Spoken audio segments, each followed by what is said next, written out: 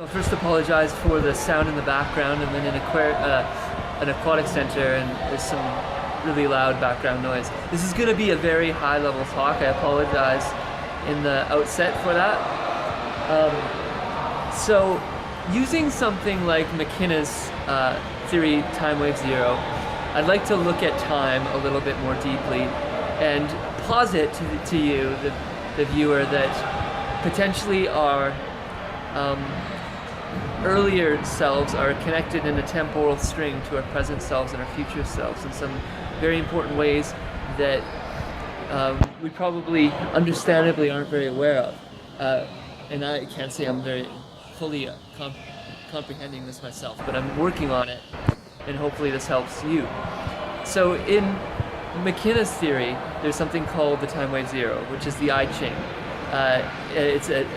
There's a pattern that repeats itself over and over again through time, and it's exponentially compounding on itself. And he predicted, in the early 2010s, that 2012 exactly, but that there would be a crescendo, as it were, of novelty. Novelty in his notions isn't necessarily good or bad. It's just novel or complex. I'm a little bit different. I think that indeed the transcendental object at the end of time, as he calls it, would have, I believe, a goodly quality to it as its primary focus, whereas this world, if that makes any sense, would primarily be focused on novelty, as he's rightly pointing out. So I think he's a very important voice on this topic. So here's my take on this, just slightly augmented. So I've talked many times about the Hindu system of the chakras, right?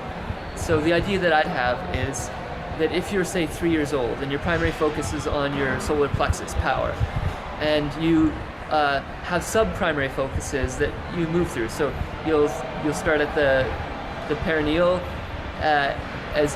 when your primary focus is in your solar plexus, and you'll move up to your stomach, and then solar plexus, heart, throat, forehead. Okay? And then there'll be sub-primary focuses within that, and then eventually you'll move up to the heart. What we would traditionally in spiral dynamics, I believe, consider blue.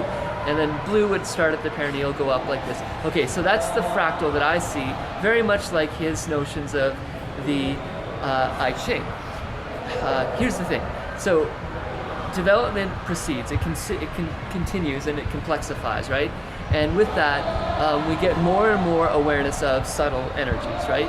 I believe the second tier is very much oriented towards subtle energies. We see it starting with green. You walk into a cafe where green people are hanging out, and sometimes they'll say, oh, the vibe's good here, right?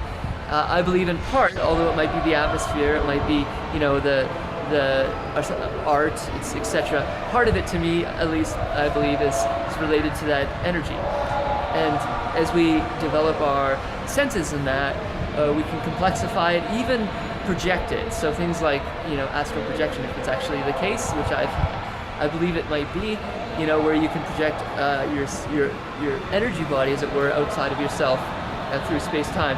I'm not sure exactly how that works. Open questions, but we'll just hold that as a potentiality here.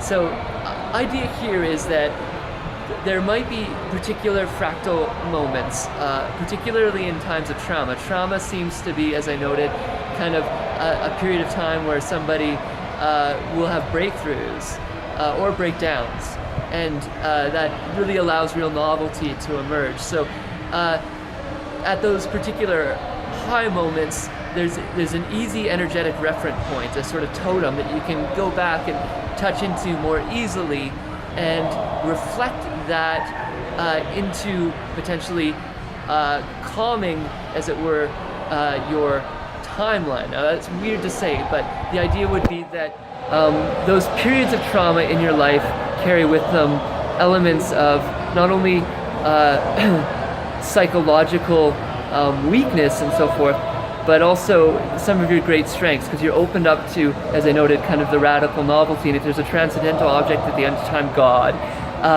then you're more open and available to God's wisdom at those moments, in my opinion. So you go back, you touch into those, if you have that energetic capacity, and then you can potentially help smooth your timeline into the future. Now that sounds very bizarre, and I'm not saying it's right, but that's been the experience that I've had to some degree, and highly oriented towards your heart. I don't know what else I can say here, but I hope that made some sense to people.